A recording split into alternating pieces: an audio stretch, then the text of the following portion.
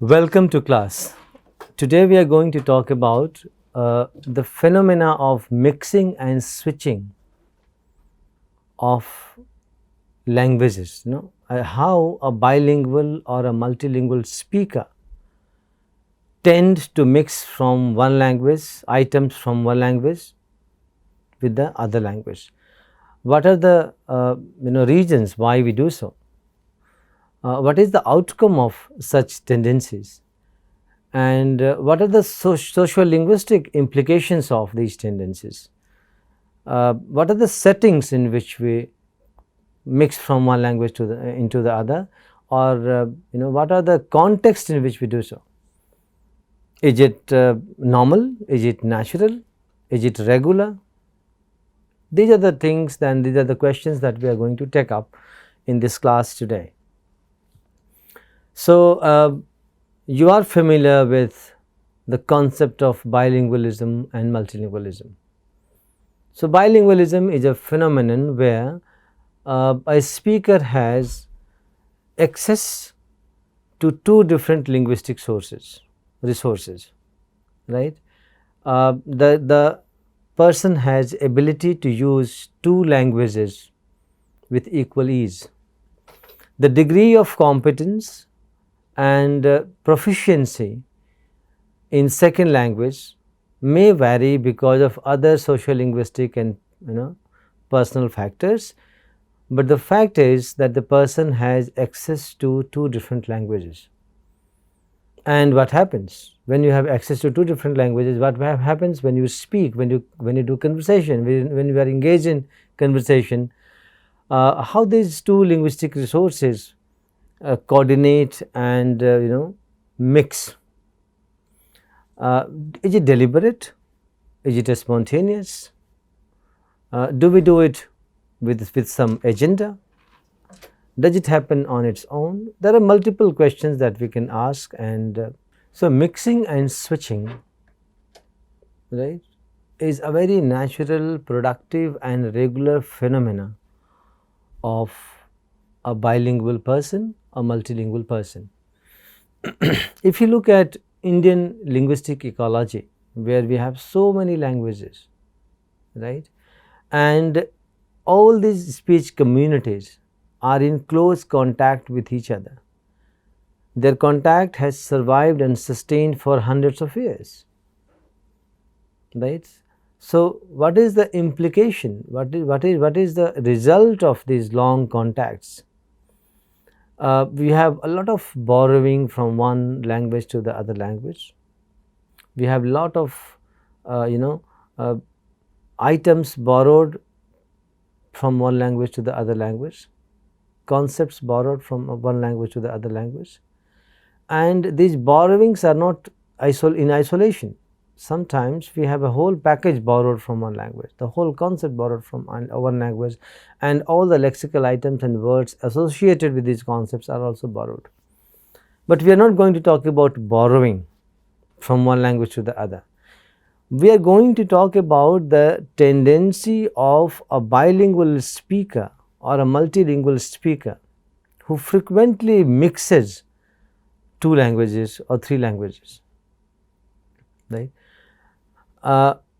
In literature, it is called code mixing and code switching, right? We have to understand that code mixing and code switching are natural phenomena. The natural phenomena, they are not deliberate and artificial. It is very natural phenomena, and this is done for maximum communicability. The ultimate objective of language is to communicate, and such mixings and switchings are done to achieve maximum communicability.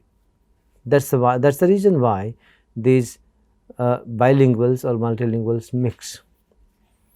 It's also beautiful to see that how this mental faculty called language, or access to two different languages, right, with a sometimes single semantic system. So, where the compound bilingual will have two sets of structural systems, but one semantic system. A coordinate bilingual may have, you know, two different semantic systems and two different structural systems, right. Doesn't matter whether he is a compound bilingual, she is a compound bilingual, or coordinate bilingual, or subordinate bilingual, early bilingual, late bilingual, or you have native like competence in both the languages, or you have successive bilingualism concept, and you know, doesn't matter the degree of your competence and proficiency. What matters is the tendency of mixing, and we call it a creative outcome. Why do we call it creative? Because the language user or the speaker has ability to appropriately mix these two codes without interruption in meaning, and that is the beautiful thing about it. So, mixing and switching may be looked at, may be viewed as a creative outcome of a bilingual or multilingual mind. So, today we are going to talk about some aspects of it. So, the study of code switching and code mixing has two directions. We can look at code mixing and code switching from two perspectives. One is a structural perspective and the other is socio-linguistic perspective, right. When we look at a structural perspective, we look at the patterns of mixing, how in a single sentence items from one language is brought in and inserted, right. That is called insertion. Then another pattern could be alternation. So, how a grammatical item or a lexical item is borrowed or brought in from language B and alternated in language A, right. The third is congruent lexicalization. So, how a grammatical element and a lexical item can be placed in language A from language B and in situ position, and how they are mixed. Mixing happens within a sentence. So, we say code mixing when we have mixing within two full stops within a sentence, so intra-sentential level. But switching refers to, again switching is also mixing, but the level is higher, at higher level, that is called discourse level, where you bring in sentences from language B into language A discourse. So, you are having an extended conversation, and we frequently bring in sentences from full sentence from the other language. So, I have 2-3 sentences in Hindi, and then I bring in 1 or 2 sentences from English, and I continue my discourse, my conversation. So, switching happens beyond sentence level at high level called discourse, and mixing happens within a sentence intra-sentential level. The socio-linguistic approach to such mixing and switching looks at them as a discourse phenomenon, focusing its attention on questions such as how social meaning is created in code switching event and what specific function it serves. Now, there can be two theoretical positions. In one, scholars believe, early research, if you look at Bloomfield and other people, it is believed that you have a deficit. So, a bilingual or a multilingual person has some deficit, and the person finds no equivalent of a particular concept in language A, which is the native language of the person.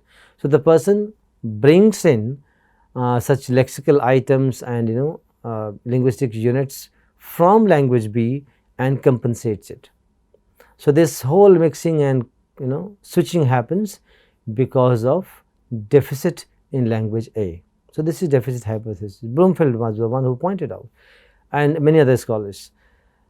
Other scholars believe that no, it is not a deficit thing. In fact, a bilingual augments linguistic resources. So, it is augmentation hypothesis where a bilingual willingly and creatively brings in items from lexical items and linguistic units from language B to language A to make the communication more effective for maximum communicability, right. And there are certain social factors, linguistic factors which are responsible for this choice, where the speaker or the user brings in items from linguistic items and lexical items from language B. So, it is augmentation system, augmentation thing, it augments. So, the speaker has a very good command, fairly good command and access to two linguistic resources. And given these 2 or 3 or more linguistic resources at disposal, the speaker or the user of language has free will to bring in items from one language to the other, right. And why he or she does so? To achieve maximum communicability, to connect to the audience and achieve maximum communicability, which is the ultimate goal of language, right. So, there are scholars, I will not list the quotations and catalog the quotations from other scholars, but there are certain quotations and certain quotes we should be familiar, certain scholars who have profound impact on such works on such phenomena, right. So, one of them is Gautam. He says, switching is, quote, switching is juxtaposition within the same speech exchange of passage of speech belonging to two different grammatical systems or subsystems. So, they are simply units are juxtaposed in a structure, right. The units belong to two different systems, but the chunk, the linguistic chunk is one. In that we have two units brought from two different languages. They are juxtaposed and a whole sentence or a discourse is created. Okay. If you look at Mayers and Scotton, 1993-2002, code mixing refers to the embedding of linguistic units such as phrases, words and morpheme of one language into the utterance of another language. Like file ko, file is an English word, ko, case marker of Hindi. Chapatis, chapati is Hindi word and the plural marker s from English. So, embedding, right. Now, the question is, why do we mix? Question is, why mixing or switching happen in natural languages? Why a bilingual or a multilingual person has this tendency of mixing? Hoffman, right, lists a number of reasons for bilingual or multilingual persons to switch or mix their languages. And what are these? Number 1, this is so number 1, interjection. Number 2, quoting somebody else. Number 3, expressing group identity. Number 4, because of real lexical need. Next, talking about a particular topic. Repetition used for clarification. Being emphatic about something to soften or strengthen request or command. Intention of clarifying the speech content for interlocutor and to exclude other people when a comment is intended for only a limited audience. And there can be many reasons. What do they mean? So, first and foremost, of course, if I am quoting from some source, I tend to quote originally from the source without translating it into the language of my conversation. So, of course, quotations are the reasons. So, when you quote, we have tendency of quoting from original source in original sentence without changing or translating it. So, this is one reason, right. Sometimes identity is a big issue. When you want to identify or express your solidarity with the audience, you try to bring in expressions and linguistic units from the languages of the audience. In India, mixing of Indian languages with English is very rampant and prolific. Tamil English, Kannada English, Marathi English, Hindi English, Punjabi English.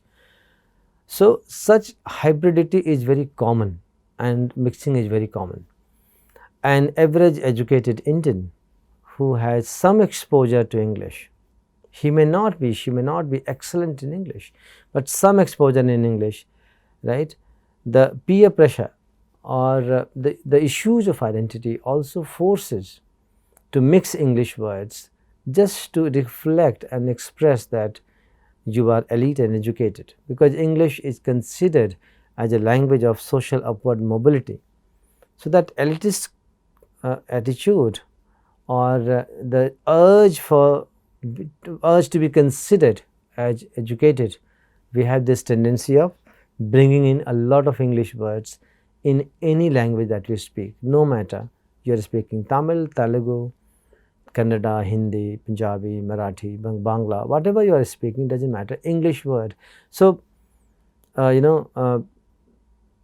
and English mixing, Tamil and English mixing, Punjabi and English mixing is very common, very natural, right. It also underlines the peer pressure and identity. So, you want to show solidarity, sometimes to express that you are educated, right. We do it. Sometimes it is the theme or the topic that determines when and how we mix or switch. For example, let us say taboo words which are not expressed and shared in public, but we feel comfortable talking about taboo themes in English. So, even if I am a Tamil speaker, I will deliberately bring in that English equivalent of that taboo word, and to avoid embarrassment or to shed my inhibition and to reach out to the audience. So, I bring in that. Sometimes if I am talking about some serious intellectual topics where my training education has been in English and I am speaking in Tamil or Telugu or Hindi, I have a normal and natural flair of expressing and talking about those topics in English. So, I do that, right. Sometimes it is also very exclusive idea where if you want others not to understand what you are saying and you intend only a few people to understand or a limited audience to understand what you are saying, we do it deliberately. Certain portions or certain words that you want only limited audience to understand and exclude the rest, we switch, right, to other language or specifically English in India. Sometimes emphasize for to place our major thrust and emphasis on what we are saying, we repeat, and that repetition happens in English. For example, close the door, darwaza band karo, or so the same thing is said twice, but not in the same code. So, it also does not sound repeated, and at the same time it underlines the emphasis. So, to place emphasis on what you are saying, sometimes we say the same thing twice, once in your language A and once in language B. So, repetition. So, quoting somebody, repeating what you want to say, but you do not want to see obviously repeated. So, you change the code and you use code B to repeat, translate and repeat the same thing that you already said in language A. We do that. Sometimes it may be possible that you do not find an equivalent concept or word in the language you are speaking. So, you have to bring in from the other language. So, you may not find an equivalent word and you bring in from other language. So, you compensate that deficit. So, it is a compensatory mechanism where if you lack some concepts and words in language A, you compensate it or bring in from language B.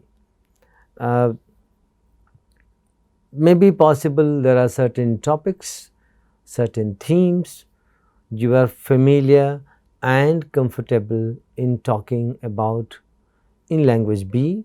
So, even if you are talking in language A, you bring in expressions and words and utterances and sentences from language B to emphasize and express yourself in a better way, right.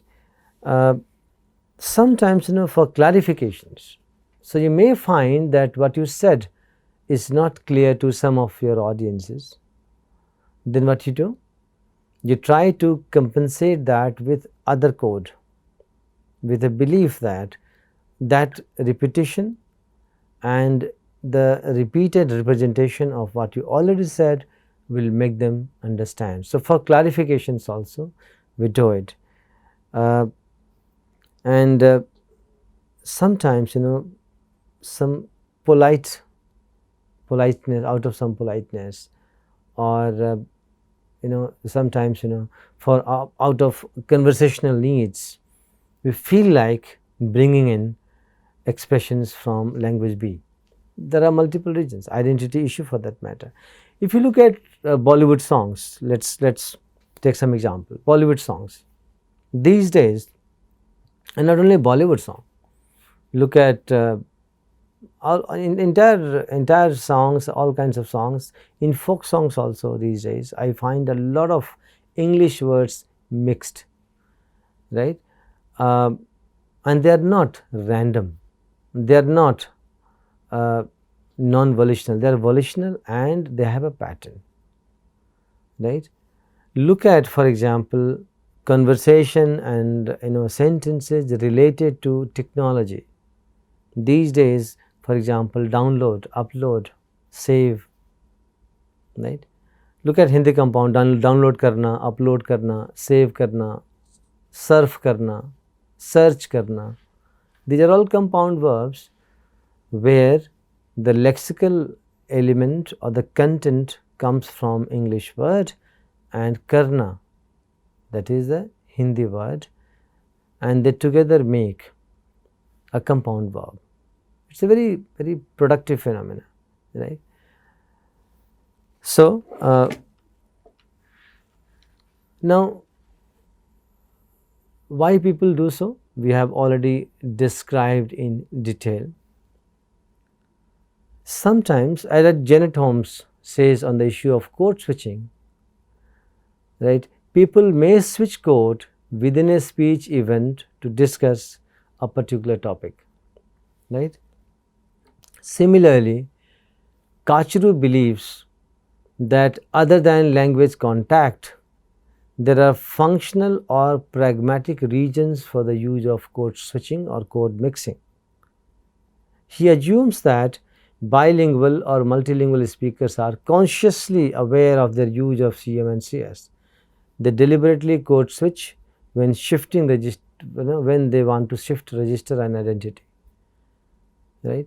So, there are multiple factors, but the underlying point is that mixing or switching is a beautiful phenomenon of a bilingual mind that represents the accessibility and proficiency of a person or language user who can draw comfortably and creatively from two distinct linguistic sources.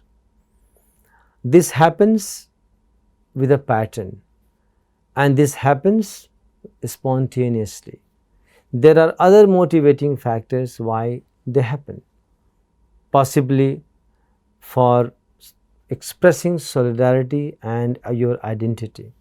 You want to mix, or you want to switch from one language to the other.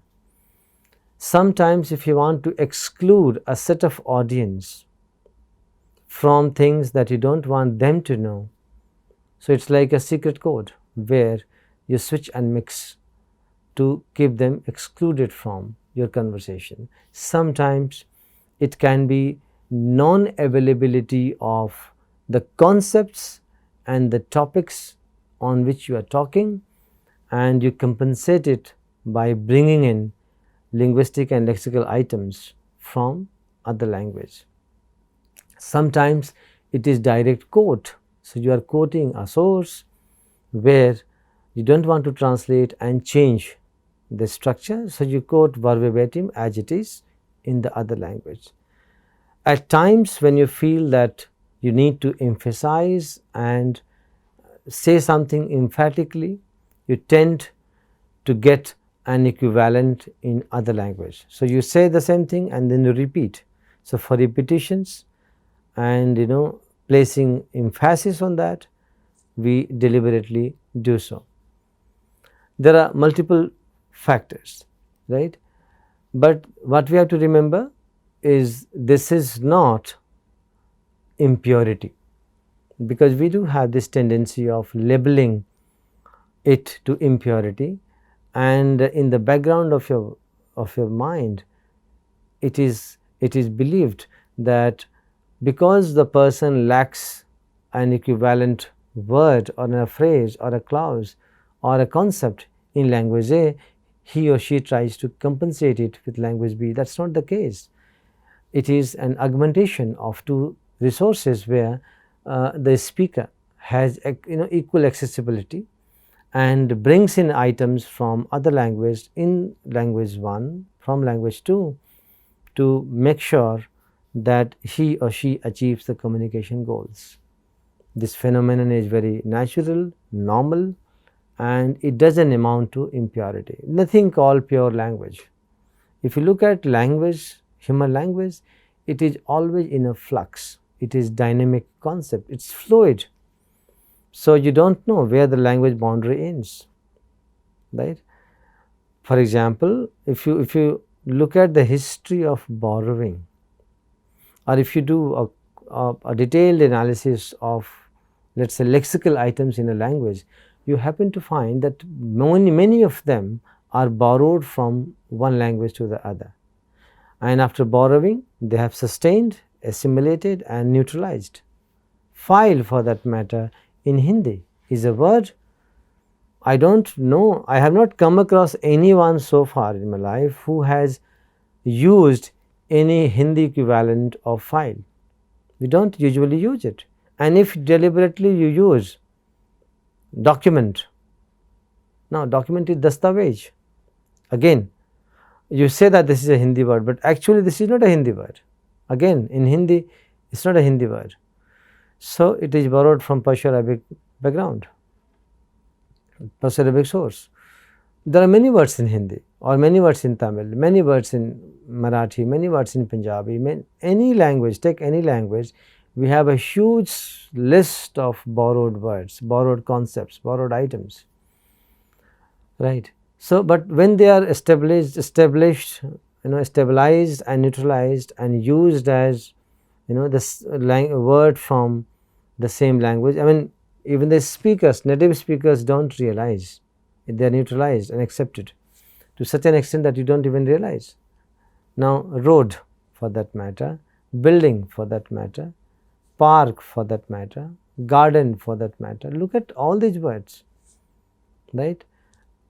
We hardly find people using actual Hindi equivalent of these words.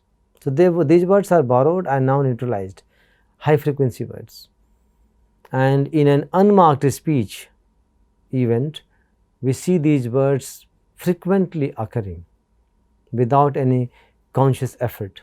because they come to you so naturally.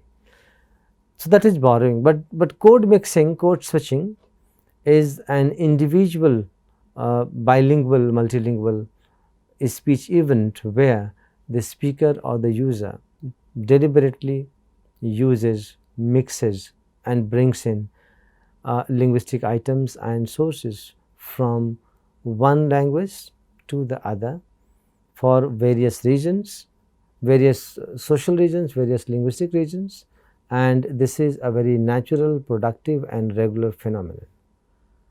So, with this we finish this idea, and we will I request all of you to look at how speech events are happening around you.